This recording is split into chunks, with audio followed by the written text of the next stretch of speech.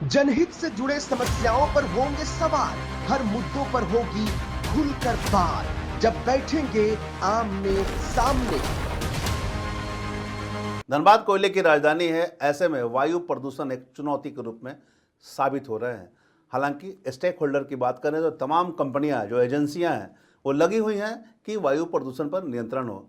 धनबाद उपायुक्त भी वायु प्रदूषण पर नियंत्रण को लेकर लगातार बैठक कर रहे हैं, नगर निगम को निर्देश भी जारी कर रहे हैं। बावजूद वायु प्रदूषण पर धरातल पर कुछ पहल देखने को नहीं मिल रही। हालांकि कुछ लोग समाजसेवी ऐसे भी हैं जो योजनाओं का धरातल पर सही से क्रियान्वयन नहीं होने को लेकर मामले को उठाते हैं, पीआईएल भी दायर करते हैं।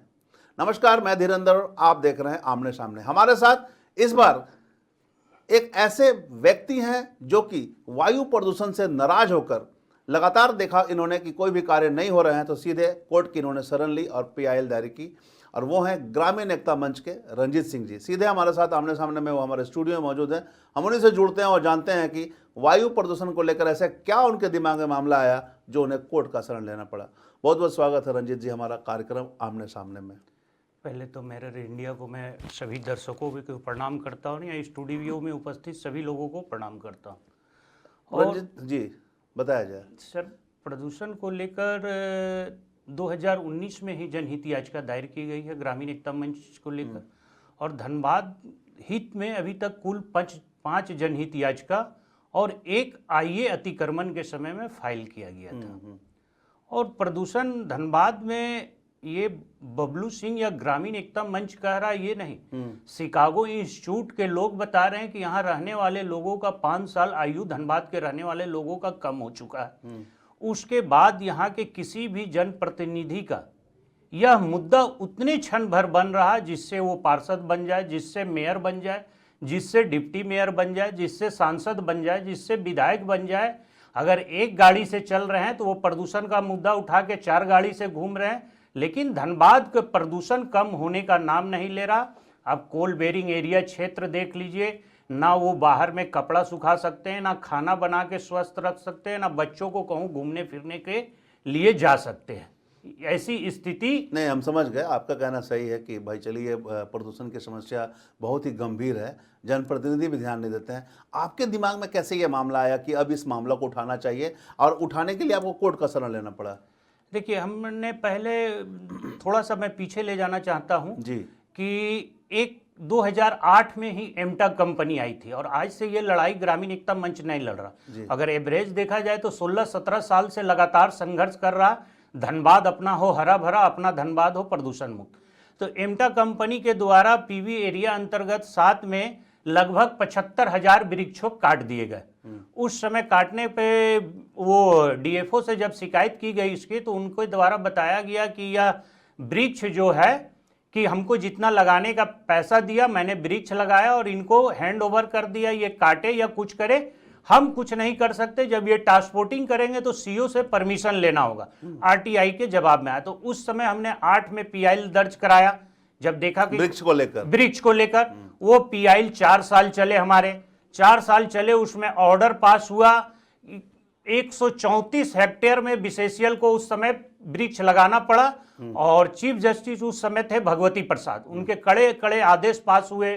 कभी 35 लाख में देहरादून से वैज्ञानिकों का टीम कोयला भवन को बुलाना पड़ा। जिन स्थलों पे वृक्ष लगा, कोर्ट के आदेश पे हमें विजिट कराया गया उन स्थलों का, तो आदेश के पालन हुआ, और लास्ट ऑर्डर पास हुआ कि आप जब भी इस प्रकार का अगर कोई गलत कार्य ये करते हैं तो आप पुनः न्यायालय में आ सकते हैं। तो आपको लगा कि चलिए वृक्ष कटाई में आपको जब न्याय मिला तो अब प्रदूषण पे जाना चाहिए। जब प्रदूषण, आप याद करिए कि 18-19 में आप गोधर मटकुरिया जो क्षेत्र है इतना प्रदूषण से पीड़ित था, इतना प्रदूषण से पीड़ित था, उस रास्ते से पार होना दुश्वार था।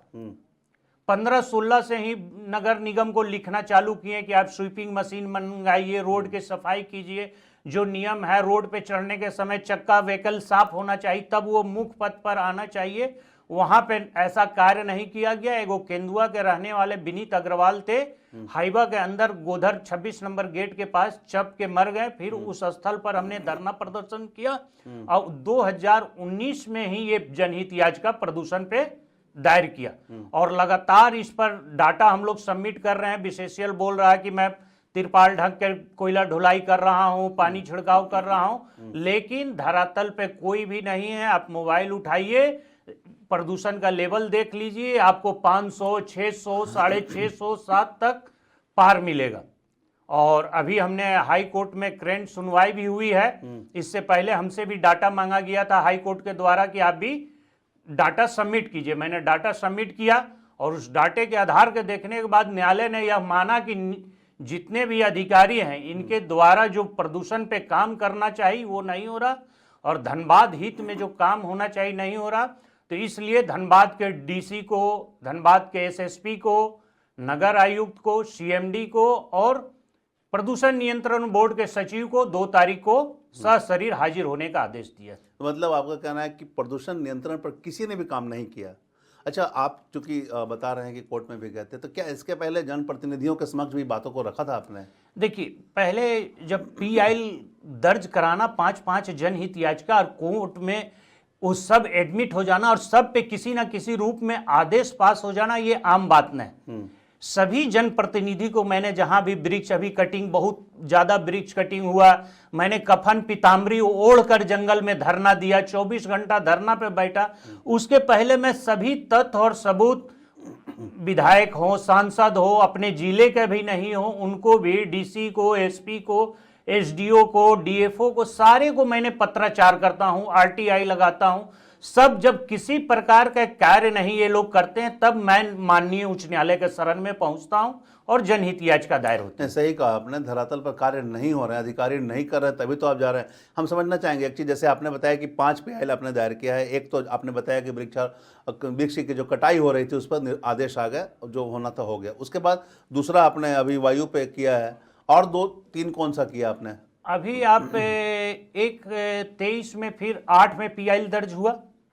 उस बीच में एक पीआई और दर्ज हुआ था, वो सड़क, आप गोविंदपुर बरवड्डा रोड सड़क चौड़ीकरण में मुख्य पथ हाईवे है, बरवड्डा से कलकत्ता तक जो रोड बन रहे, तो उस समय जो है कि जब 14 में प्राइम मिनिस्टर बने माननीय प्रधानमंत्री मोदी जी, तो एक आदेश निकाले कि जो भी पेड़ पौधा, अगर कोई 4-5 विभाग को आदेश दिए थे, रेलवे था उसमें, डीवीसी था और एनएच था, कि अगर कोई भी पेड़ पौधा विघ्न बाधा आ रहा तो उसे उठा के दूसरा जगह शिफ्ट करेंगे। तो जब हमने वो कार्यालय से, प्रधानमंत्री कार्यालय से, आरटीआई से वो ऑर्डर आ गया, जब मैं दुर्गापुर एनएच ऑफिस फोन किया, पत्र किया कि आपने कितने वृक्ष काटे, तो 17-18 हजार वृक्ष लगभग, अभी याद एक्चुअल फिगर नहीं है जी, मैंने आसपास, हाँ 17-18 हजार वृक्ष कटे थे और 17-18 हजार वृक्ष काटने के थे। बोले शिफ्टिंग करने के, तो उन्होंने कहा कि इस प्रकार के मेरे पास कोई आदेश नहीं आया, और वो 6 महीना पीएमओ कार्यालय से आदेश निकले हुए हो गया। तब उसमें हमने जनहित याचिका लगाई थी, लेकिन ऑलरेडी न्यायालय में एक जनहित याचिका चल रही थी कि क्या झारखंड को रेगिस्तान बना देंगे, सारे सड़क के किनारे, रांची ऊंची में रोड के किनारे कंक्रीट जो गाछ वृक्ष के कर दे। तो उसमें हमको आईए फाइल करने के लिए कहा गया था, एक वो हो गया। फिर एक पीआई हमने 23 में किया कि पुटकी क्षेत्र में 62,500 पेड़ वहां पे थे, 2011 के आरटीआई में बताया गया था। उसके बाद उक्त स्थानों पर आनाधून मात्र 3960 या 62 पेड़ों का परमिशन लेकर 62,000 वृक्ष काट दिए गए। उसमें हमने हाई कोर्ट गया, उसमें पीआई दर्ज हुआ, उसका फैसला अभी आया। फिर अभी जो आप धनबाद बोकारो मुख्य पत्र जाते हैं तो वहां पर डिवाइडर काट दिया गया आउटसोर्सिंग कंपनी और बीसीसीएल के, और उसकी ओवी ढुलाई हो रही, और वो गाड़ियां जो माइंस में चलनी चाहिए थी, वो गाड़ियां के ऊपर में साफ, जब नया गाड़ी आता है तो उसमें लिखा है कि रोड पे नो एंट्री, ये रोड पे गाड़ियां नहीं चलती, वो गाड़ियां चल रही थी, ओवी ढुलाई कर रहे हैं। तो उसमें एक बदरुद्दीन अंसारी की गिर के मृत्यु हुई, अनेकों घायल हुए, अनेकों पत्रकार घायल हुए। सभी विभाग को, डीसी को, एसपी को, एसडीओ को, सभी को, यहां तक कि जितने पदाधिकारी हों सबको पत्रचार किया, सभी पत्रचार किया, किसी ने कुछ नहीं किया। फिर हाई कोर्ट ने करंट आदेश पास किया कि जो भी है उसको बंद किया जाए, लेकिन वहां से अंडरपास निर्माण कर रहे थे, दूसरा जगह का फिर हमने एफिडेविट में दिखाया कि वहां छोड़ के दूसरा जगह से ये गाड़ियां पास कर रही, तो वहां सड़क बंद हुआ। और मार्च में उसमें याद है कि ऑर्डर पास हुआ है कोर्ट में कि वो सड़क को कंप्लीट करके और चालू करे और इधर से रास्ता को बंद करे। क्या लगता है, बार बार कोर्ट में जनहित याचिका दायर करना पड़ता है, कोर्ट का आदेश आता है, तो क्या ऐसे काम नहीं करते हैं? कोर्ट का आदेश पर ही लोग काम कर रहे हैं। देखिए, हमें तो बहुत दुर्भाग्य लगता है धनबाद के लोगों का भी। मैंने प्रदूषण को लेकर 25 किलोमीटर की पद यात्रा की थी।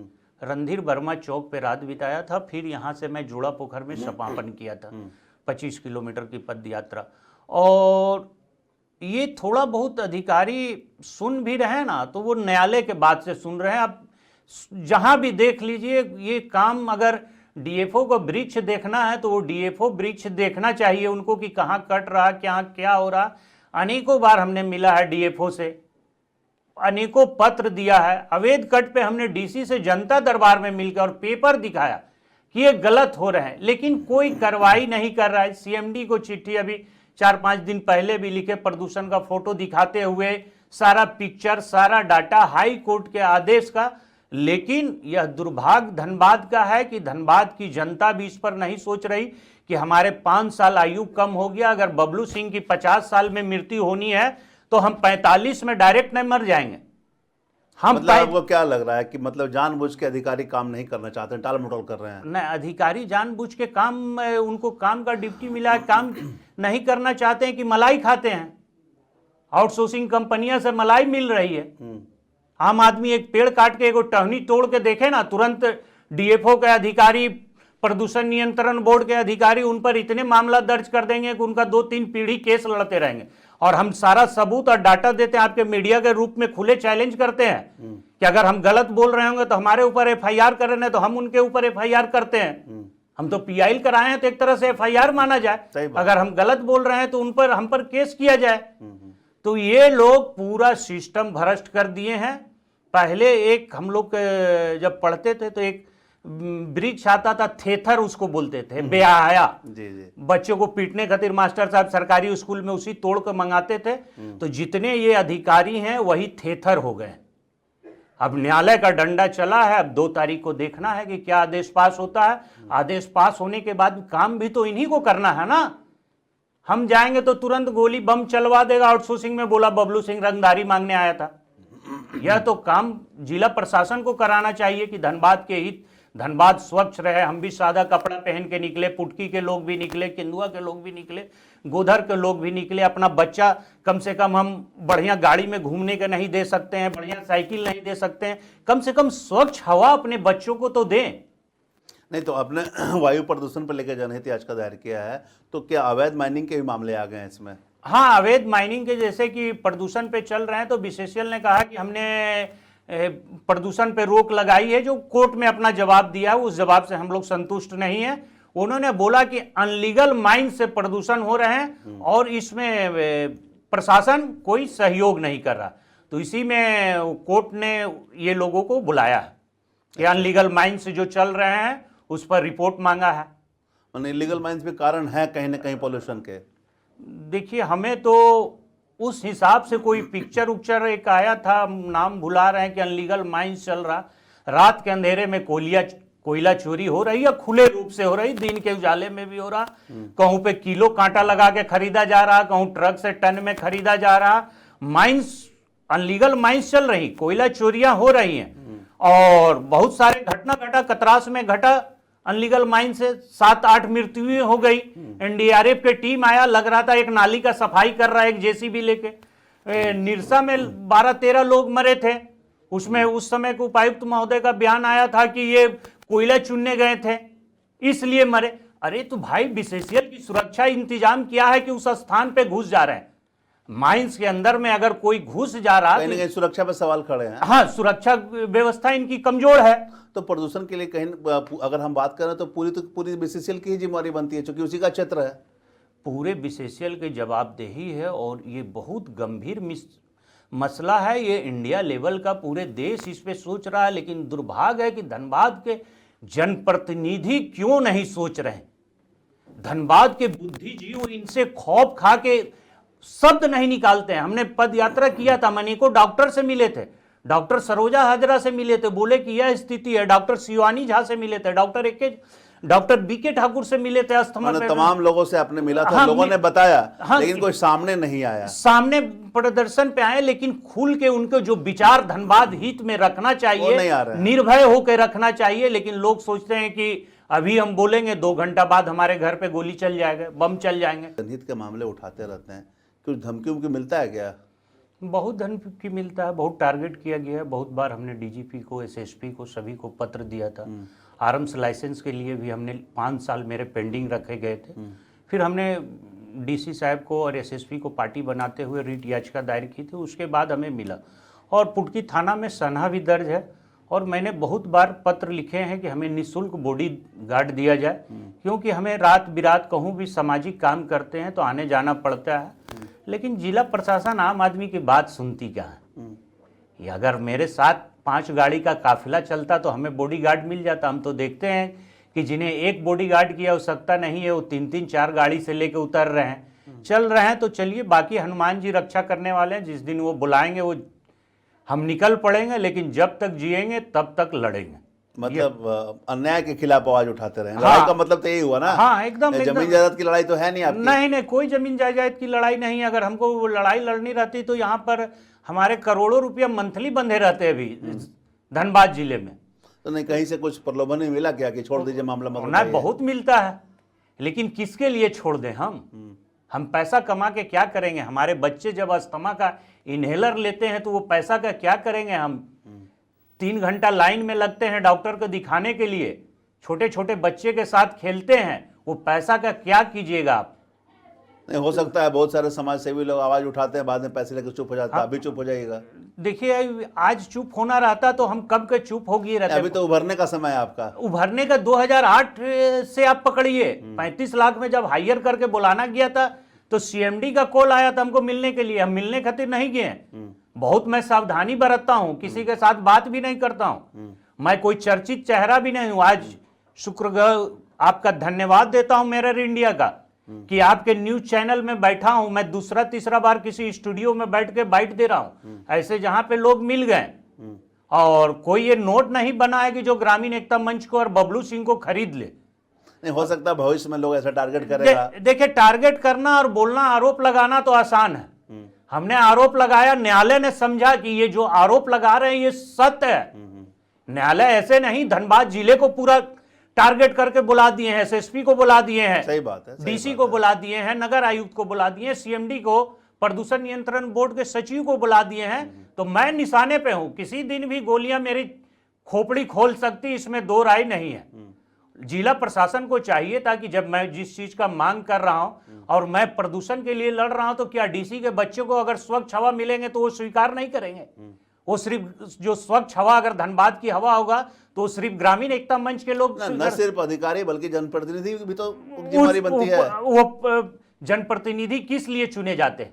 जनता की आवाज बनने के लिए। मैं जो इतना पॉकेट का पैसा हूं कोर्ट में सबमिट कर रहा हूं, मैं अपने बच्चों का भविष्य, दोस्त यार जो भी संस्था से जुड़े हैं सभी का कुछ ना कुछ खर्चा इसमें इन्वॉल्व होता है, समय लगता है। अभी 2 तारीख को फिर हमें कोर्ट जाना होगा। तो ये सब जो कोर्ट कचहरी में पैसे खर्च हो रहे हैं, कहाँ से आ रहे हैं आपके पास? कुछ तो अपना फंडिंग लग रहा, और कुछ जो हमारे संस्था के जुड़े हुए दोस्त मित्र हैं वो लोग मदद करते हैं। और दोस्त मित्र भी ऐसे जुड़े हुए हैं, कोई बड़ी हस्ती नहीं जुड़ी हुई है। स्वार्थ मतलब लोग जुड़े हुए हैं। हाँ, कोई 100 दे दिया, कोई 200 दे दिया, कोई 500 दे दिया, कोई 50 दे दिया, कोई कपड़ा दुकान में काम करता है, कोई दिहाड़ी मजदूरी करता है। ऐसे ऐसे के टीम है। और बहुत दुख की बात है कि यहाँ का जनप्रतिनिधि प्रदूषण पे बहुत लंबे चौड़े बात करते हैं, लेकिन जब उनको पत्र दीजिए कि यहाँ प्रदूषण हो रहा है, यहाँ गाछ कट रहा है, यहाँ पे अनलीगल माइंस चल रहा, तो कोई सुनवाई नहीं। मैं समझ गया। एक चीज़ और हम समझना चाहेंगे आपसे, जिस तरह से आप लड़ाई कर रहे हैं, चलिए न्यायालय पर आपको भरोसा है, न्यायालय की तरफ से आपको न्याय भी मिल रहा है, लगातार आप जनहित याचिका दायर कर रहे हैं, तो फंडिंग की अगर हम बात करें तो लग रहा है कि आप लंबी लड़ाई लड़ पाएंगे पैसे के कमी के कारण? देखिए, लंबी लड़ाई में तो अब हमें तो बहुत सारा मेडल मिल जाना चाहिए था धनबाद के लिए, और आज आपके स्टूडियो में बैठे हैं मात्र। हम बताएं कि 2-3 बार हम स्टूडियो में बैठे हैं और उसके बाद आपके पास बैठे। 5 जनहित याचिका दायर करने वाले ग्रामीण एकता मंच के अध्यक्ष रंजीत सिंह और एक अतिक्रमण, पूरे धनबाद जिले में अतिक्रमण का गोधर में गोली कांड हुआ तो उसमें एकलौता जाके हमने वो मामला क्या था वो मैंने समझा, उसमें आईए फाइल किया था। 6 मामला हो गया। एक अपने सुरक्षा के लेकर रीट दायर किया, 7 मामले हो गए। और फंड मैं नहीं समझता हूं कि दिक्कत आएंगे। मैं अपने अधिवक्ता को भी यहीं से प्रणाम करता हूं कि जो हमारे जो भी मेरा विजन रहता है, जो भी हम कहते हैं, बहुत कम फीस और चार्ज में वो खूब मन से लड़ते हैं। उनको भी लगता है कि चलो बबलू सिंह एक अच्छा धनबाद हित के लिए काम कर रहा है, जन मुद्दों के लिए काम कर रहा है, तो हमें पैसा कोई मुद्दा मेरे लिए नहीं है, ये कोई समस्या भी नहीं हुई। अभी आपके ग्रामीण एकता मंच में कितने सदस्य हैं? देखिए, ग्रामीण एकता मंच में सदस्य ऐसे सक्रिय रूप से देखा जाए तो 200-300 है। और ग्रामीण एकता मंच का दायरा देखिएगा तो अभी धनबाद जिले में जितने जनप्रतिनिधि भीड़ जुटाएंगे ना, अगर बबलू सिंह बोल देगा ना तो उतने लोग पहुंच जाएंगे खाना टिफिन लेके। रात में जब हम रणधीर वर्मा चौक पे थे तो सभी महिलाएं अपने घर से खाना बना के लेके आए थे। वो गरीब गुरबा, कोई रोटी भुंजिया, कोई रोटी प्याज, तो वो आदमी फैक्टर नहीं रखता है। तो यहाँ तो धनबाद की राजनीति है कि आप पैसा दीजिए, भीड़ जुटाइए। नहीं तो आप भी क्या राजनीति का विजन लेके चलें क्या, आने वाले समय राजनीति में प्रवेश करने का? नहीं, देखिए, हम थोड़ा सा आपको बता दें कि किसी कारणवश मैं 2019 में विधानसभा चुनाव लड़ा था, निर्दलीय जी। ऐसे मैं बीजेपी का एक कार्यकर्ता के रूप में काम करता था, लेकिन कुछ ऐसी परिस्थितियां बनी थी तो 2019 में मैंने विधानसभा चुनाव लड़ा था और सभी पार्टियां उस चुनाव मैदान में थी और मैं निर्दलीय तीसरे नंबर पे था। तो ऐसी मेरी कोई मानसा नहीं है कि हम विधायक बन जाए, एमपी बन जाए। हम सब जो ये सिचुएशन है ये अच्छा रहे, हम भी आराम से घूमे फिरे। नहीं, हो सकता है कि एक समय आने पर, चूंकि आपको एक मंच की जरूरत है, तो ऐसी स्थिति में तो जनप्रतिनिधि के रूप में आप शामिल होने का उम्मीद कर सकते हैं। देखिए, हम ये पार्टियां अभी तक कोई ऐसे मंच के लायक नजर नहीं आ रहा। कोई पार्टियां अगर मंच के लायक नजर आता तो मंच विचार करती, वो प्रदूषण पे काम करते, वो जनहित के मुद्दे पे काम करते। अगर हम आज पीआईएल करेंगे तो कल उधर से पार्टियां बोलेगी कि बैठ जाइए, हमारे पास अटैची पहुंच गया है, तुम बहुत उड़ रहे हो। कोई भी अगर बोलता कि तुम बहुत ज्यादा बढ़ रहे हो, इनको पार्टी से निकाला जाए, पार्टी से बैठाया जाए। तो इसलिए अभी ऐसा कोई विचार, हो सकता है भविष्य में लोग आपको चाहेंगे कि भाई ये हाईलाइट हो रहे हैं, चलो इनको अपने साथ मिला लो। वो भविष्य की बात तो भविष्य में देखी जाएगी कि किस पार्टियां में जाना है, न जाना है, वो आपसी विचार होगा। अभी तो टारगेट है कि अपना धनबाद प्रदूषण मुक्त हो, अपना धनबाद हरा भरा हो, हमारे बच्चों को स्वच्छ हवा मिले, स्वच्छ पानी मिले। इसी मिशन को लेकर अभी ग्रामीण एकता मंच काम कर रही है। अभी आप किसी पार्टी से भी जुड़े हुए हैं क्या, ग्रामीण एकता के अलावा? नहीं, अभी किसी पार्टी से मैंने नहीं है। नहीं, किसी पार्टी से मैं जुड़ा हुआ नहीं हूं। और चुनाव के समय आते हैं, जो पार्टियां समर्थन मांगती है, लगता है कि इन्हें देना चाहिए, चाहे वो ग्रामीण एकता मंच के लिए किसी पद यात्रा में या किसी कार्यक्रम में भाग लिए रहते हैं, तो ऐसे हिसाब से हम लोग मदद करते हैं। अभी नगर निगम चुनाव में पार्षद में हमने 5 पार्षद को समर्थन दिया था, उसमें से 3 पार्षद जीत गए, हार भी गए, तब भी उनके साथ मैं खड़ा हूं। अच्छी बात है, अगर 5 ने समर्थन मांगा, 3 को आपके आशीर्वाद से अगर जीतने का मौका मिला तो अच्छी बात है। हाँ। तो एक चीज और समझना चाहेंगे, अभी जो प्रदूषण का मामला आपने उठाया है, और भी कुछ मामले आपके जहन में है क्या कि वो भी उठाने का प्लान है आपका कि नहीं इस पर भी काम होना चाहिए? देखिए, अभी मामला हमें आउटसोर्सिंग कंपनियां में जो मजदूर खट रहे हैं ना, बहुत जबरदस्त शोषण हो रहा है। शायद उतना स्टूडियो में टाइम नहीं होगा आपका भी, मतलब उतना वेतन उन लोगों को नहीं मिल रहा जो मिलना चाहिए। जो स्केल जो उनका बना हुआ है 10,000, 12,000, 11,000 में खट रहे, और उसका पेमेंट 20,000, 25,000 पेमेंट जाना चाहिए। पहले मैंने अंडरग्राउंड मजदूर के लिए उठाया था तो उसका बैंक अकाउंट से पेमेंट हो गया, पहले ऐसे पेमेंट करते थे। और इन लोगों का बहुत जबरदस्त शोषण हो रहा। अभी एक पोस्ट हम किए थे तो एक किसी ने कमेंट्स में लिखा कि भैया हमारे लिए भी आवाज उठाइए, तो मैं उस पर विचार कर रहा हूं, टारगेट ले रहा हूं। और दुर्भाग्य है कि डीएफओ प्रदूषण पर काम नहीं कर रहे। अभी 3.5 करोड़ रुपया ये धनबाद में वृक्षारोपण पे खर्चा होना चाहिए, उसको टुंडी शिफ्ट कर दिए। ताकि तो धनबाद ही है वो। देखिए, गैस की आवश्यकता धनबाद के बैंक मोड़ में है और उसको आप सप्लाई कर दीजिए तोपचाची में जाकर, ऑलरेडी वो प्रदूषण के लिए पर्याप्त मात्रा में वहां वृक्ष थे।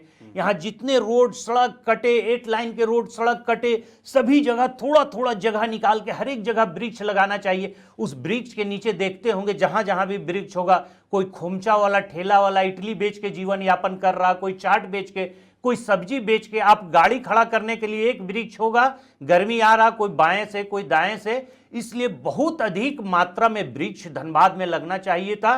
जगह खोज के 5 वृक्ष, 10 वृक्ष, 20 वृक्ष, 100 वृक्ष, और जो वृक्ष गलत तरीके से कट रहे हैं, अगर किसी ने आवेदन दे रहा, किसी ने विरोध कर रहा, तो उनके खिलाफ कितने भी बाहुबली है, कितने भी सत्ता वाले हैं, उनके खिलाफ मामला दर्ज होनी चाहिए थी। तो अभी जो 2 अप्रैल को सुनवाई होनी है, क्या लग रहा है, क्या आपके अनुसार क्या ऐसा सोच रहे हैं कि फैसला आना चाहिए? देखिए, फैसला आना चाहिए कि प्रदूषण पर काम हो, प्रदूषण पे काम हो। और ये आउटसोर्सिंग कंपनियां गलत तरीके से ओबी कटिंग करते हैं। पहले डीजीएमएस का नियम है, उसमें पर्याप्त मात्रा में पानी देना, उसके बाद उस मिट्टी को काटना है, जहां डंप करना है वहां भी पानी के फुहारा मारना है। काम होंगे तो प्रदूषण उड़ेगा, लेकिन 2-4%, 100% प्रदूषण से पूरे एरिया ग्रस्त हो गए हैं। रोड पे गाड़ियां चल रही, चक्का वॉशिंग होना चाहिए। डीजीएमएस के लोग जब पत्र लिखते हैं तो फोटो लगा के दे देते हैं कि हम चक्का। इसमें तो डीजीएमएस भी तो जिम्मेवार है। हाँ, डीजीएमएस जिम्मेवार है। अभी कल परसों भी हमने डीजीएमएस को लिखा, अगर डीजीएमएस नहीं काम करेंगे सही रूप से तो हमें जनहित याचिका दायर करने में डीजीएमएस को और डीएफओ को टारगेट लेने में कोई दिक्कत नहीं है। पहले भी डीजीएमएस हमारे मामले में पार्टी रहे हैं। सुरक्षा के दृष्टिकोण से तो डीजीएमएस को अपनी भूमिका निभानी चाहिए, पूरी निभानी चाहिए। लोग माइंस में मर जा रहे हैं गिर के, आउटसोर्सिंग कंपनियां 14 लाख 15 लाख का चेक पकड़ा दे रहे हैं, ना उन पर एफआईआर हो, ना मामला दर्ज हो रहा। उन सब पे गैर इरादन हत्या का मुकदमा दर्ज होना चाहिए था। क्या किसी ने, जनप्रतिनिधि ने बात उठाया? उन परिवार के, पीड़ित परिवार के साथ चेक लेके फोटो खिंचा के अब फिर वो चलाएंगे फेसबुक पे, हमने इनको मुआवजा दिया। अरे ये बॉडी 1-2 करोड़ रुपया का है, एक आंख निकाल के किसी को दे देंगे तो 20 लाख मिलेगा, एक किडनी दे देंगे तो 40 लाख मिलेगा और हम स्वस्थ भी रहेंगे। लेकिन दुर्भाग्य कि ऐसे ऐसे जनप्रतिनिधि जनता चुन रहे हैं और वो काफिला में चल रहे हैं। चलिए, मैंने कुल मिला के आपका फिलहाल अभी प्रदूषण का मुद्दा है, इसके बाद आगे और जो मामले होंगे उसके लिए आप प्लान करेंगे जी, यही है ना? मेन मिशन क्या है आपका अभी मिशन है कि धनबाद अपना प्रदूषण मुक्त हो, धनबाद हरा भरा हो, और इस पे बहुत काम कर रहे हैं। कोर्ट भी हम लोग को डाटा सबमिट करने बोलता है, फिर उसको नेट के माध्यम से ऐसे उसे माध्यम से डाटा जुगाड़ करते हैं। और मैं आपके मीडिया चैनल के माध्यम से मांग करूंगा कि जितने अनलीगल माइंस में अगर एफआईआर आपके पास हो तो मेरे व्हाट्सएप नंबर पर, मैं अभी फेसबुक में इस न्यूज को अपना डालूंगा, तो मेरे व्हाट्सएप नंबर पे उन एफआईआर का नंबर दीजिए कि हम भी सही रूप से न्यायालय को दिखा सके कि धनबाद की स्थितियां क्या है और जिला प्रशासन इस पर कितनी काम कर रही है। चलिए, तो ये हमारे साथ ग्रामीण एकता मंच के रंजीत जी थे। इन्होंने स्पष्ट कहा कि इनका मेन मुद्दा और मेन मिशन है धनबाद के वायु को स्वच्छ बनाना, ताकि जो लोग धनबाद के आसपास रह रहे हैं उन्हें स्वच्छ हवा मिल सके। इसमें जो भी जिम्मेवार है उन्हें धरातल पर कार्य करने की जरूरत है। कई तरह के प्लान हैं इनके, जो भविष्य में इन्होंने निर्धारण करके रखा है कि वायु के बाद अलग अलग थीम है, मजदूरों के हित में काम करने को लेकर अलग अलग थीम में काम करेंगे। ये बहुत सारा प्लान है, वो परत दर परत ये बताएंगे, लेकिन इनका स्पष्ट कहना है कि लगातार लोगों की समस्या को लेकर ये खड़े हुए हैं और आंदोलन भी किए हैं, और अब तक करीब 5 जनहित याचिका दायर की है। आने वाले समय में आंदोलन इनका जारी रहेगा। इनका काम रहेगा जनप्रतिनिधि और अधिकारियों को जगाना और ये बताना कि जो जनता के लिए आप यहाँ पर हैं वो जनता के हित के लिए काम करें। बहरहाल देखना होगा। अब जनहित याचिका जो दायर किए हैं उसमें 2 अप्रैल को कोर्ट में सुनवाई है। सुनवाई के लिए अधिकारियों को बुलाया गया। ऐसे में क्या निर्णय आते हैं हम इसे रूबरू कराएंगे, लेकिन तमाम समस्याओं से, जो मूलभूत समस्याओं से जनता जूझ रही है, उस मुद्दे पर हमारी चर्चा लगातार जारी रहेगी और आमने सामने में हम लगातार इस मुद्दे को लेकर आते रहेंगे। और अगले एपिसोड में फिर हम आपको मिलाएंगे अगले शख्स से, अगले समस्याओं और समाधान के साथ। तब तक के लिए बने रहें मिरर मीडिया के साथ। जनहित से जुड़े समस्याओं पर होंगे सवाल, हर मुद्दों पर होगी खुलकर बात। जब बैठेंगे आमने सामने,